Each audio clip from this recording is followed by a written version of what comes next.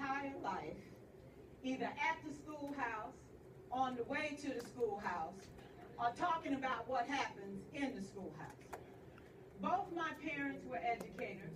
My maternal grandparents were educators. And for the past 40 years, I've done the same thing. And so needless to say, over those years, I've had a chance to look at education reform from a lot of perspectives.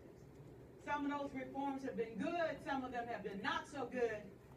And we know why kids drop out. We know why kids don't learn. It's either poverty, low attendance, negative peer influences. We know why. But one of the things that we never discuss, or we rarely discuss, is the value and importance of human connection. Relationships. James Comer says that no significant learning can occur without a significant relationship. George Washington Carver says all learning is understanding relationships. Everyone in this room has been affected by a teacher or an adult. For years, I have watched people teach. I have looked at the best and I've looked at some of the worst. A colleague said to me one time, they don't pay me to like the kids. They pay me to teach a lesson. The kids should learn it. I should teach it. They should learn it. Case closed. Well, I said to her, you know, kids don't learn from people they don't like.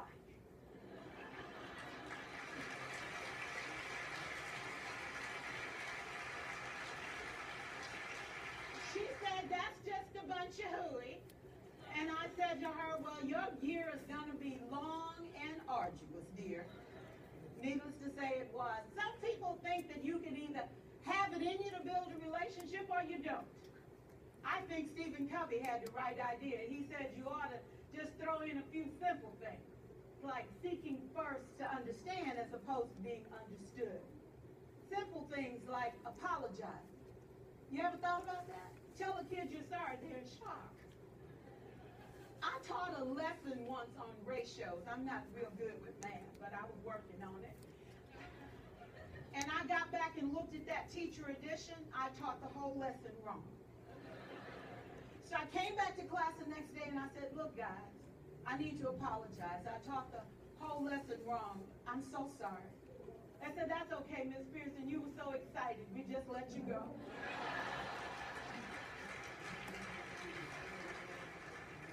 I have had classes that were so low, so academically deficient that I cried.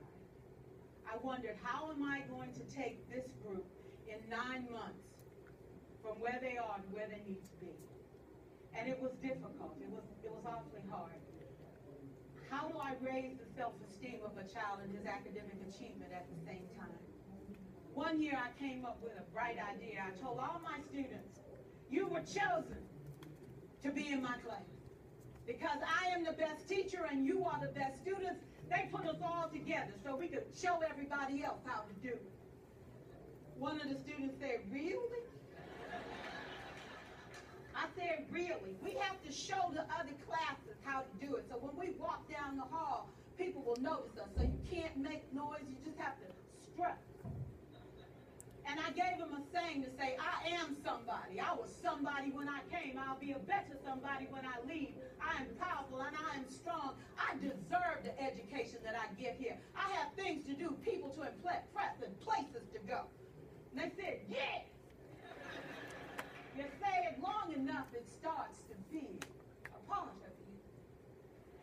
And so,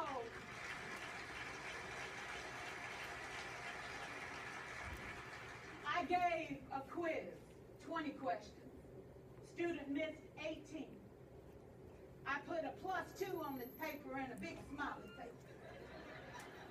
He said, Miss Pearson, is this an F? I said, yes. He said, then why'd you put a smiley face? I said, because you on the roll. You got 2 right, you didn't miss them all. I said, and when we review this, won't you do better?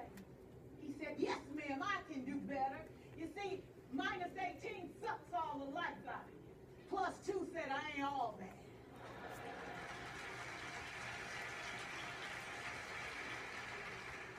For years, I watched my my mother. Take the time at recess to review. Go on home visits in the afternoon.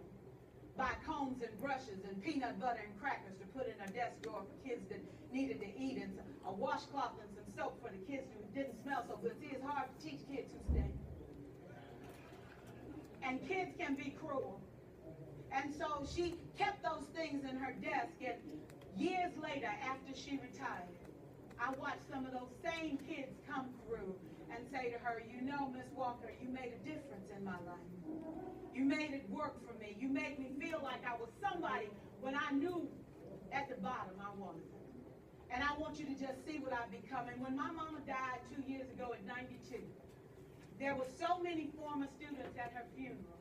It brought tears to my eyes, not because she was gone, but because she left a legacy of relationships that could never disappear. Can we stand to have more relationships? Absolutely. Will you like all your children? Of course not. And you know your toughest kids are never absent. Never. You won't like them all, and the tough ones show up for a reason. It's the connection. It's the relationships. And while you won't like them all, the key is they can never, ever know. So teachers become great actors and great actresses, and we come to work when we don't feel like it, and we listen to policy that doesn't make sense, and we teach anyway. We teach anyway because that's what we do. Teaching and learning should bring joy. How powerful would our world be if we had kids who were not afraid to take risks, who were not afraid to think, and who had a champion? Every child deserves a champion, an adult who will never give up on them, who understands the power of connection and insists that they become the best that they can possibly be. Is this job tough? You betcha. Oh God, you betcha. But it is not impossible. We can do this. We're educators. We're born to make a difference. Thank you so much.